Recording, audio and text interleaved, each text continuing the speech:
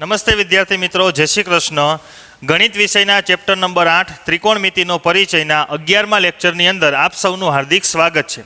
મિત્રો, અત્યાર સુધી આપણે સ્વાધ્યાય 8.1, 8.2 અને 8.3 એમ 3 સ્વાધ્યાય પૂરા કર્યા અને 3 સ્વાધ્યાયની અંદર અલગ અલગ 3 પ્રકારની રીતો વિશે આપણે શીખી ગયા. સ્વાધ્યાય 8.1માં સામેની બાજુ, પાસેની બાજુ અને કર્ણ એ સૂત્રવાળી રીતના દાખલાઓ જોયા. સ્વાધ્યાય 8.2ની અંદર કોષ્ટકની ત્રિકોણમિતીય વિધેયોનું કોષ્ટક કે જેની 0, 30, 45, 60 અને 90 આગળની કિંમતો આવતી હોય એ પ્રકારના દાખલાઓ જોયા. સ્વાધ્યાય 8.3 જેની અંદર આપણે કોટિકોણ ત્રિકોણમિતીય ગુણોત્તર આધારિત દાખલાઓ જોયા કે જેમાં આપેલ વિધેયના ખૂણાને 90માંથી બાદ કરીએ તો એ વિધેયનું જે છે એ રૂપાંતરણ થાય, જેમાં સાઇનનું કોસ, કોસ સાઇન, ટેન કોટ, કોટ ટેન, સેક કોસેક અને કોસેકનું સેકમાં એ પ્રમાણે. હવે આગળ આ ચેપ્ટરનું છેલ્લું સ્વાધ્યાય અને છેલ્લી રીત કે જે ખૂબ જ મહત્ત્વની છે અને જેની અંદર તમારે 9 પ્રકારના સૂત્રો યાદ રાખવાના છે. આમ તો મુખ્ય આ 3 જ છે. આ 3માંથી બાકીના આપણે 6 સૂત્રો બનાવીશું. એટલે આ મુખ્ય સૂત્રો તમને યાદ હોય તો એના પરથી બાકીના 6 સૂત્રો જે છે એ તમે બનાવી શકો. અને આગળના સ્વાધ્યાયના જે એવા દાખલાઓ છે એ દરેક દાખલાઓ સાબિતીના દાખલાઓ છે અને સરળ છે. એમાં બહુ કંઈ મૂંઝાવા જેવું કે અઘરા નથી. આ sine square plus cos square બરાબર 1 આ નિત્યસમ, 1 પ્લસ ટેન સ્ક્વેર બરાબર સેક સ્ક્વેર બીજું નિત્યસમ, cot square plus 1 is equal to cosec square આ ત્રીજું નિત્યસમ. આ મુખ્ય 3 નિત્યસમ છે. એના પરથી આપણે દરેકના બે બીજા નિત્યસમો બનાવીશું અને ટોટલ 9 નિત્યસમોનો ઉપયોગ કરી આપણે આગળના દાખલાઓ વિશે ભણીશું. અને જે સ્વાધ્યાય 8.1, 2 અને 3 એની અંદર જે રીતો આવી ગઈ એ રીતનો ક્યાંક અમુક દાખલાઓની અંદર ઉપયોગ થશે તો એ આગળની રીતો જ્યારે આવશે ત્યારે આપણે તમને યાદ કરાવીશું. તો સૌપ્રથમ આ જે 3 મુખ્ય નિત્યસમ છે આને આપણે નિત્યસમ તરીકે ઓળખીશું. તો એ જે મુખ્ય 3 નિત્યસમ છે એના પરથી તમને વાત કરીએ મુજબ કે આપણે ટોટલ 9 નિત્યસમો યાદ રાખવાના છે. તો એ સરળ છે. આ જે આપેલ છે એના પરથી 2, આના પરથી બીજા 2 બનાવીશું અને આના પરથી બીજા 2 બનાવીશું. આ મુખ્ય 3 તમને ટેક્સ્ટ બુકમાં આપેલા છે. તો હવે અહીં જોઈએ તો sine square theta plus cos square theta બરાબર 1. તો હવે આના પરથી આપણે બીજું નિત્યસમ બનાવીએ. એમાં આપણે સાઇન સ્ક્વેરને કરતા બનાવીએ સાઇન સ્ક્વેર થીટા બરાબર તો કોસ સ્ક્વેર જે છે આપણે સાઇન સ્ક્વેરને કરતા બનાવવો હોય તો કોસ સ્ક્વેર બરાબરની સામેની સાઈડ જાય તો શું થશે? 1 માઇનસ કોસ સ્ક્વેર થીટા. આ બીજું નિત્યસમ બની ગયું. હવે આના પરથી આપણે ત્રીજું બનાવીએ જેમાં આપણે કોસ સ્ક્વેરને કરતા બનાવીએ તો કોસ સ્ક્વેર થીટા બરાબર કોસ સ્ક્વેરને કરતા બનાવ્યો તો સાઇન સ્ક્વેરને બરાબરની સામેની સાઈડ લઈ ગયા તો શું થશે? 1 માઇનસ સાઇન સ્ક્વેર થીટા. તો આ એકમાંથી બીજા 2 નિત્યસમો બની ગયા જે એકદમ સરળ છે કે વારાફરતી એક વખત આપણે સાઇન સ્ક્વેરને કરતા બનાવ્યો, એક વખત આપણે કોસ સ્ક્વેરને કરતા બનાવ્યો તો બીજા 2 નિત્યસમ મળી ગયા. તો એવી જ રીતે આની અંદર પણ આપણે જોઈએ તો સૌપ્રથમ આપણને આપેલું છે 1 પ્લસ ટેન સ્ક્વેર થીટા બરાબર સેક સ્ક્વેર થીટા. તો એમાંથી આપણે ટેન સ્ક્વેર થીટાને કરતા બનાવીએ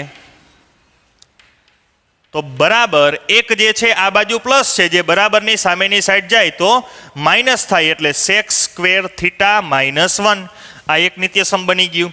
ટેન સ્ક્વેરને કરતા બનાવ્યો 1 બરાબરની સામેની સાઈડ વહી ગયા એટલે સેક સ્ક્વેર થીટા માઇનસ 1.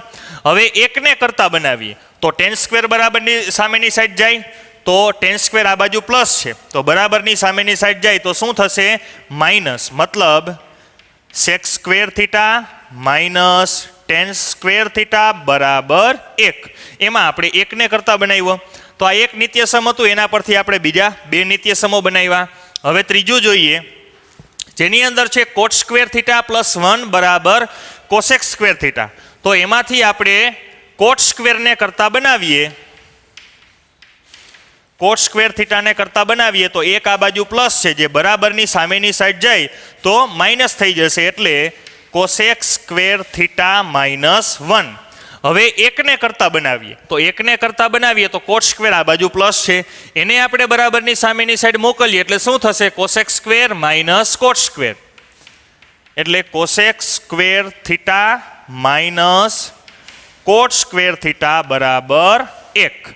તો એકને કરતા બનાવીને આપણે ત્રીજું નિત્યસમ બનાવ્યું, તો ટોટલ 3, 6 અને 9.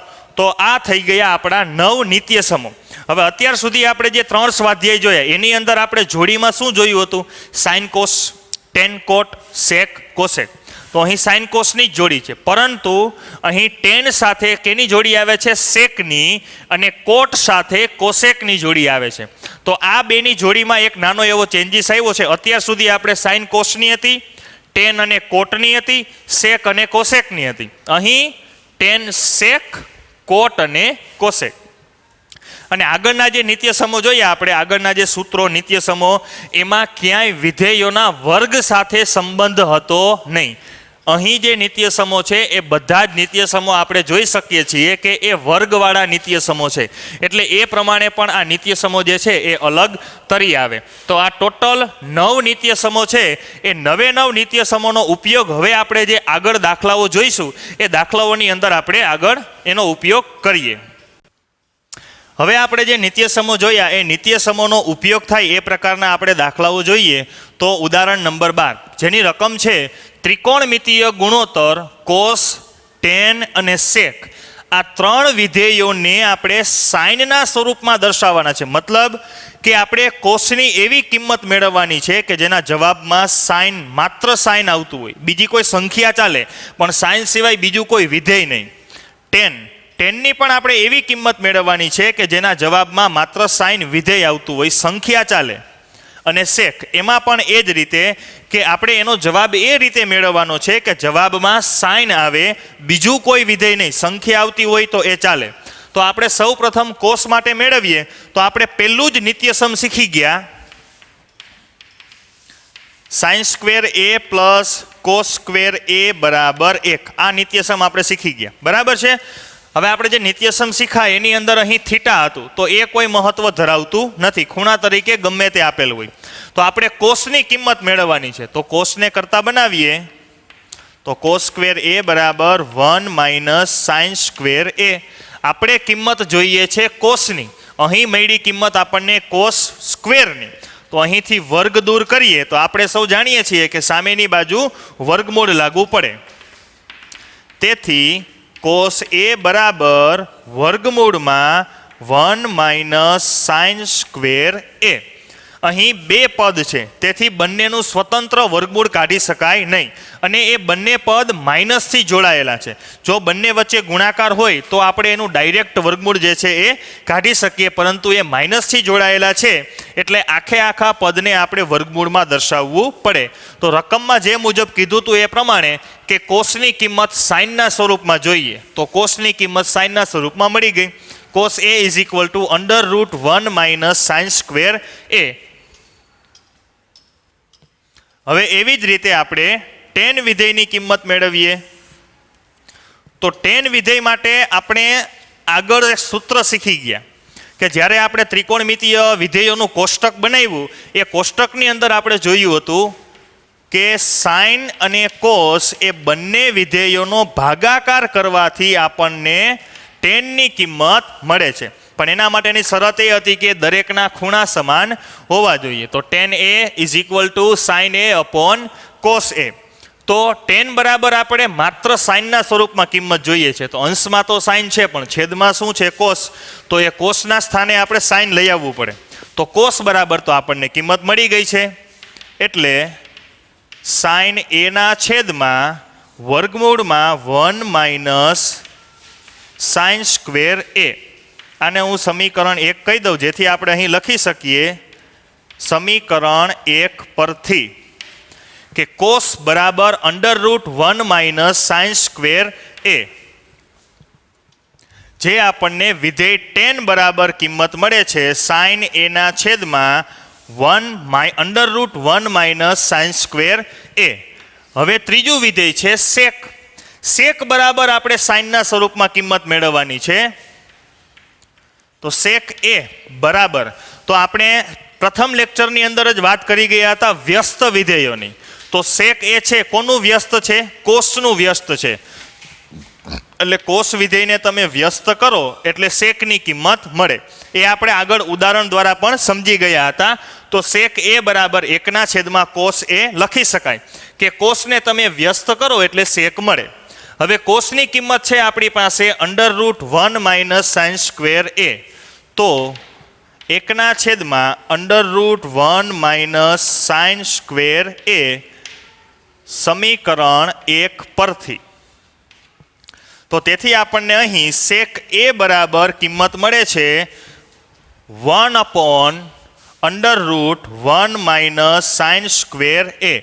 તો જે મુજબ આપણને રકમમાં સૂચના આપેલ હતી કોસ ટેન અને સેકની કિંમત સાઇનના સ્વરૂપમાં જોઈએ તો કોસ બરાબર √1 minus sine square A, tan બરાબર sine A upon √1 minus sine square A અને સેક એ બરાબર 1/√1 માઇનસ સાઇન સ્ક્વેર એ. આગળ જોઈએ મિત્રો ઉદાહરણ નંબર 13 જેની રકમ છે સાબિત કરો કે sec A into 1 minus sine A into sec A plus tan A is equal to 1. આપેલ જે વિધેયોનું સમીકરણ છે એના બરાબર આપણે એક કિંમત મળે છે એવું આપણે સાબિત કરવાનું છે. તો આ સાબિતી હવે જે આ પ્રકારના સાબિતીના દાખલાઓ આવશે તો એમાં તો સૌ પ્રથમ આપણે રીત નક્કી કરવાની કે આ દાખલો આપણે કઈ રીતે ગણીશું. કેમ કે સાબિતીના દાખલાઓ છે અને આપણે નિત્યસમના ઉપયોગ કરવાના છે તો દરેક દાખલાની અંદર અલગ અલગ જ રીત આવશે. તો જ્યારે આ પ્રકારનો દાખલો છે એના બરાબર આપણે એક સાબિત કરવાનું છે તો આપણે આપેલ વિધેયોને છે સાઇન કોસમાં ફેરવશું. સાઇન કોસમાં ફેરવશું એટલે શું એ આપણે જોઈએ એટલે તમને ડિટેલમાં ખ્યાલ આવશે. તો અહીં આપણી રકમ જે છે એને આપણે ડાબા બરાબર દર્શાવીએ sec A into 1 minus sine A into sec A plus tan A એના બરાબર આપણે એક સાબિત કરવાનો છે. તો આપણે હમણાં જોયું એ મુજબ કે આપેલ વિધેયોને આપણે સાઇન કોસમાં રૂપાંતરિત કરીશું. સાઇન કોસમાં રૂપાંતરિત કરીશું એટલે કે આપેલ વિધેયોની જે સાઇન અને કોસ સાથેનો જે સંબંધ છે એ સંબંધ મુજબ આપણે લખીશું. તો સેક એટલે શું લખી શકાય? સેક એ કોનું વ્યસ્ત વિધેય છે? તો કે કોસનું વ્યસ્ત વિધેય છે. તો સેક બરાબર આપણે શું લખીશું? 1// કોસ એ. જે આપણે ચેપ્ટરની શરૂઆત કરી ત્યારે જ આપણે શીખી ગયા હતા કે સેક અને કોસ એકબીજાના વ્યસ્ત વિધેય છે. હવે અહીં આ પદ છે એ તો સાઇનના સ્વરૂપમાં જ દર્શાવેલું છે એટલે એને આપણે કંઈ સાદુરૂપ આપવાની જરૂર નથી. હવે બીજો કૌંસ છે એમાં સેક એ. તો સેક બરાબર આપણે શું શીખી ગયા? 1// કોસ એ પ્લસ ટેન. તો ટેન બરાબર આપણે શું શીખી ગયા હતા કે સાઇનના છેદમાં કોસ એટલે કે સાઇન અને કોસનો ભાગાકાર કરીએ એટલે જવાબ આપણને ટેન મળે. તો ટેન બરાબર આપણે શું લખી શકીએ? સાઇન એના છેદમાં કોસ એ. હવે બધાય પદ વચ્ચે જે છે એ ગુણાકાર છે તો અંશનો ગુણાકાર અંશમાં કરીએ એટલે 1 ગુણ્યા 1 માઇનસ સાઇન એ એટલે 1 માઇનસ સાઇન એના છેદમાં કોસ એ. આ આખો એક કૌંસ દર્શાવી દઈએ અને આ બાજુનો કૌંસ જેમાં બે પદ વચ્ચે પ્લસ છે બંનેના છેદ સમાન છે તો આપણે લસા લેવા માટે સંખ્યામાં જે નિયમ લાગુ પડે છે એ જ નિયમ આ વિધેયોની અંદર લાગુ પડે લસા લેવા માટે કે સંખ્યા સમાન હોય તો લસા છેદમાં જે સંખ્યા હોય એ જ આવે. એવી રીતે અહીં લસામાં વિધેય સમાન છે તો લસા તરીકે એ વિધેય જ આવશે. લસા લેવા માટેના નિયમ ચલ હોય, સંખ્યા હોય કે વિધેય હોય એમાં ક્યાંય બદલતા નથી. તો અહીં બંનેના છેદ સમાન છે તો આપણને લસા શું મળશે? કોસ એ અને અંશનું સાદુરૂપ અંશમાં 1 + સાઇન એ. આ બીજો કૌંસ. હવે આપણે જોઈ શકીએ કે બંને કૌંસ વચ્ચે ગુણાકાર છે અને બંનેના છેદમાં કોસ એ છે તો અહીં આપણે લસા લેવાનો ન થાય. કેમ કે લસા ક્યારે લેવાનો થાય કે જ્યારે બે અપૂર્ણાંક પદની વચ્ચે પ્લસ અથવા માઇનસ આપેલ હોય તો લસા લેવાનો થાય. અહીં ગુણાકાર છે એટલે એનો મતલબ શું? અંશનો ગુણાકાર અંશમાં અને છેદનો ગુણાકાર છેદમાં.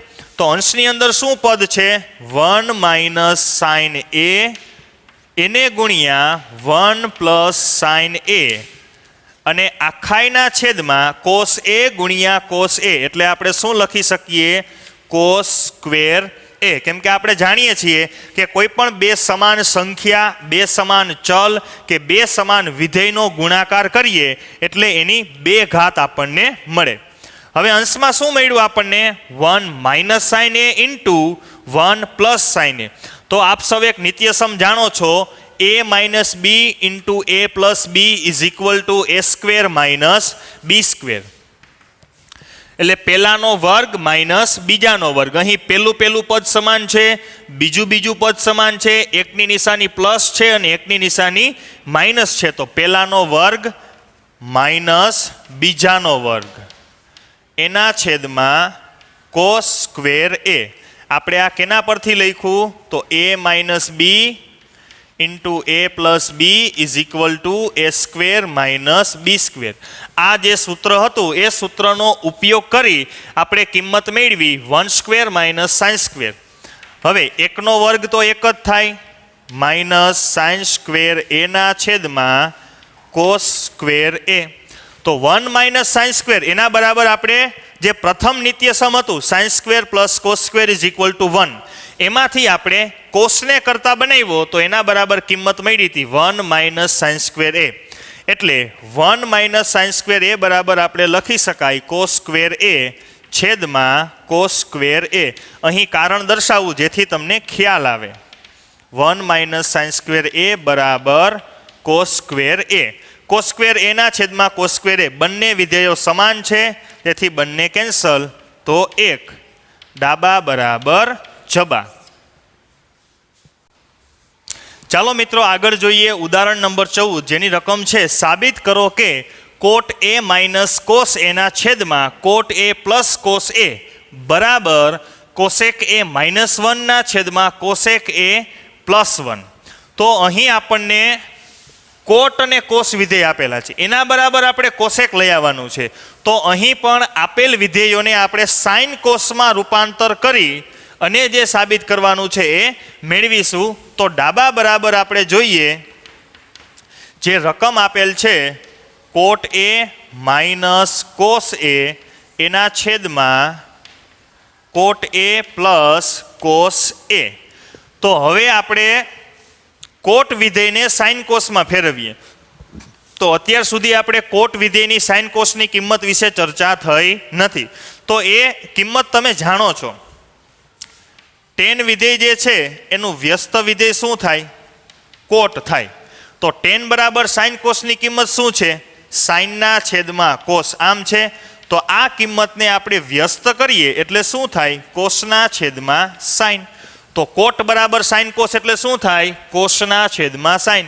ટેન બરાબર સાઇનના છેદમાં કોસ છે તો ટેનનું વ્યસ્ત કોટ. તો આ કિંમતને વ્યસ્ત કરો એટલે શું મળે? કોસના છેદમાં sign.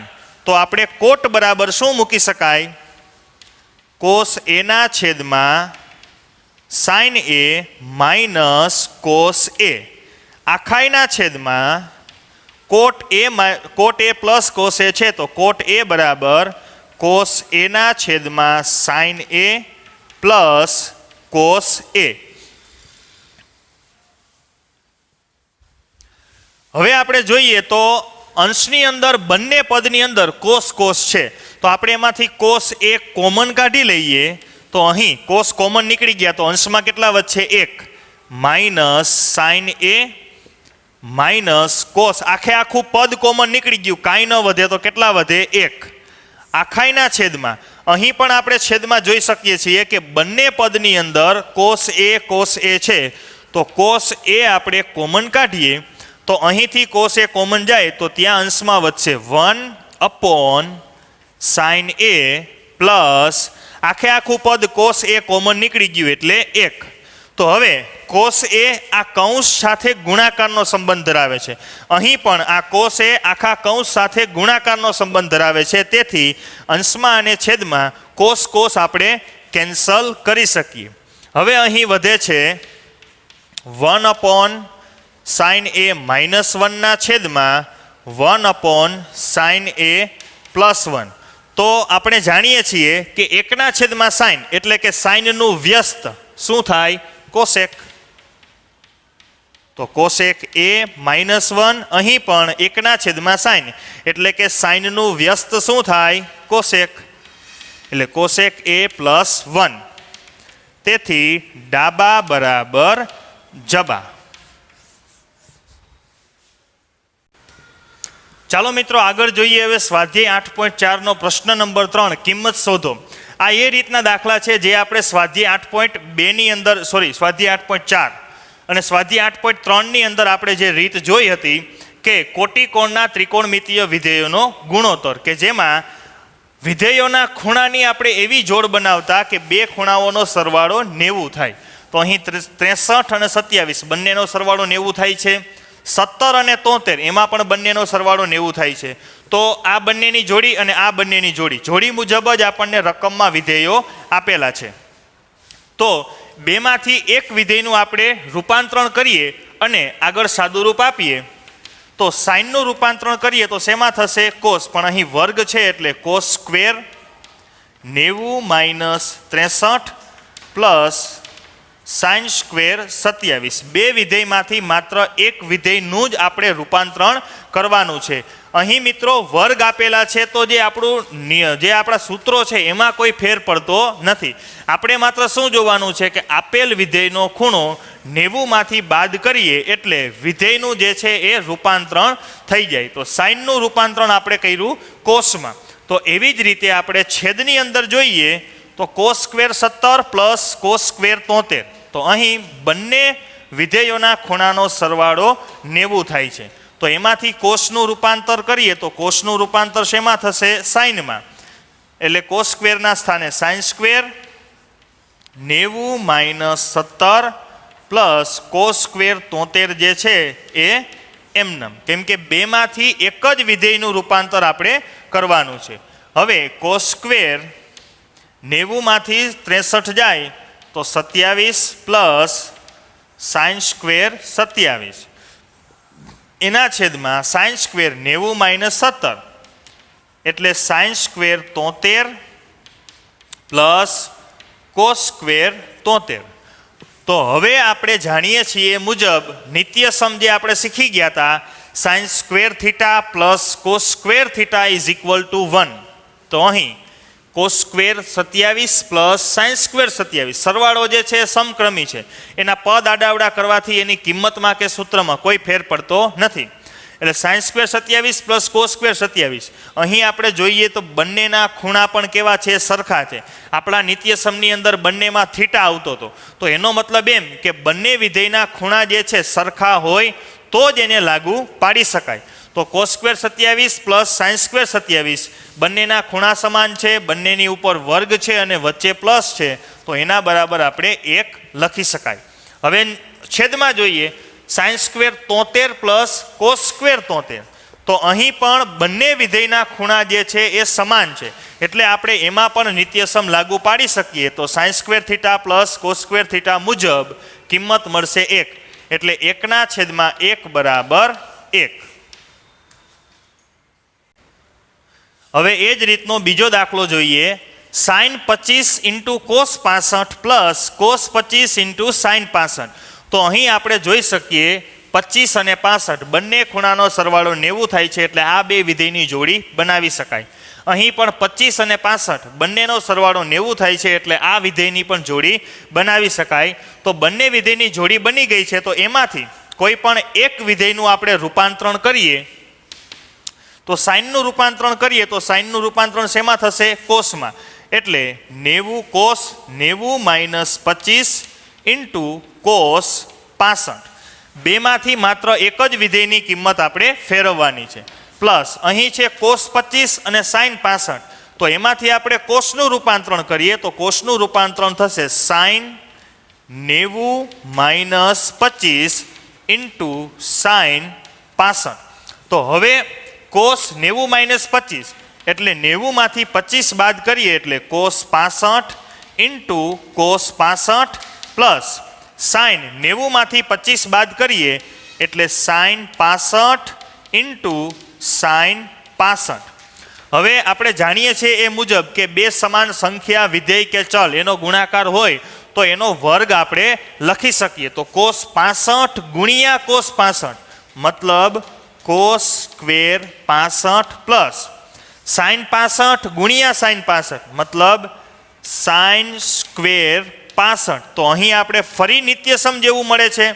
Sine square theta plus cos square theta is equal to 1. અહીં બંને વિધેયનો વર્ગ છે, બંનેના ખૂણા પણ સમાન છે, તેથી એના બરાબર આપણે કિંમત 1 લખી શકાય.